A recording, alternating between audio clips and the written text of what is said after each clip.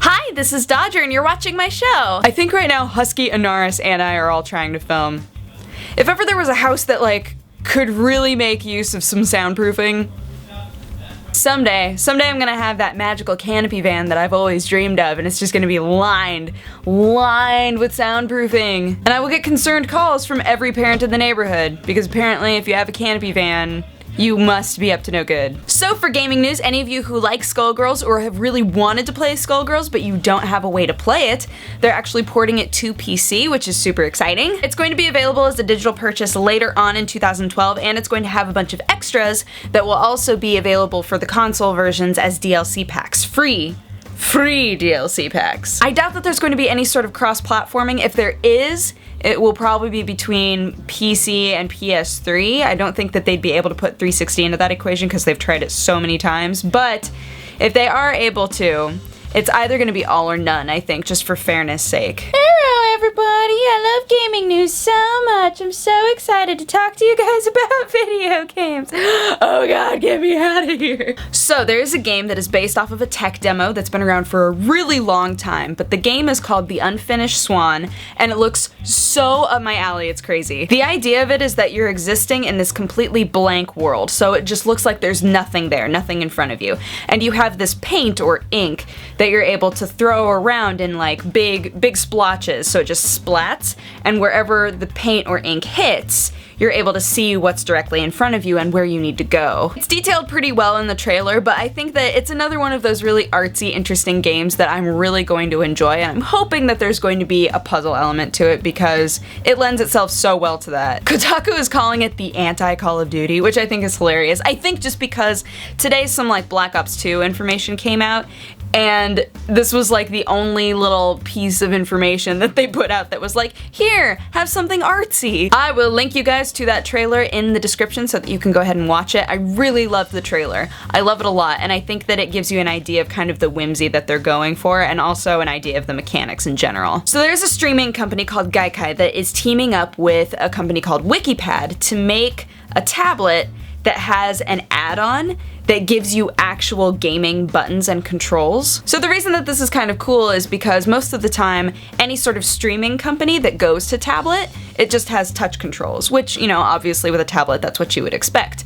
But some games, it's a lot easier to actually have the buttons there.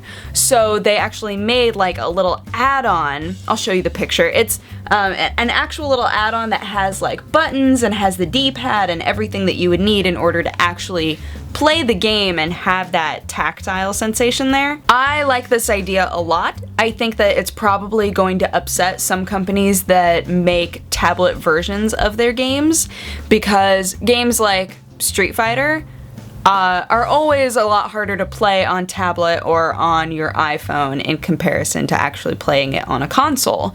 But the thing that's gotten people to come back to the console version and play that instead has been, oh man, Street Fighter, I love that game, and they have it for my phone, that's so convenient. You try to play it, you go, oh, well, you know, it's not as fun on here, but I still really want to play this. I think that I'll go buy it and play it on console now. I don't think that that's the motivation to make a tablet version of their game, and I think a lot of times it happens through a third party and they're just like not quite as involved as they would want to be, but I think that that definitely happens. I know that it's happened for me, it's happened for a few of my coworkers as well, where it's just the convenience is there and then you really want to play the original. So adding on buttons and coupling it with a streaming company, I don't know, it'll be interesting to see whether or not that causes any sort of a hullabaloo. Okay, as a final bit of news, because I have to talk about this, I absolutely have to. They have finally made, I can't believe that it took this long, I didn't even realize that this is the first one that's apparently ever been made. They finally made a 180-degree spherical HD gaming simulator for like 18 grand. You just like sit in it and it's like full on, all around you is simulated to be the game that you're playing. So right now, I mean, this is just a driving simulator. I'm still excited though. I feel like, oh, it's so far and yet so close. That holodeck, that Star Trek holodeck that I know is someday going to be able to exist in my house, especially if I get my entire body replaced with cyborg parts and then I live forever. I will definitely have my holodeck someday. This is the beginning. Anywho, that is my show. Thank you so much for watching. If you have a positive or negative response, feel free to leave it in my comment section. And if you want to have coffee with me, you can click wherever I put the annotation and it'll take you to my other channel where I'm going to wax poetic about a pair of pants that I'm getting rid of. Oh god, it's gonna be so hard. Anyway, I hope that you guys had an amazing day, and I will talk to you again on Friday. Okay, bye-bye. Mwah.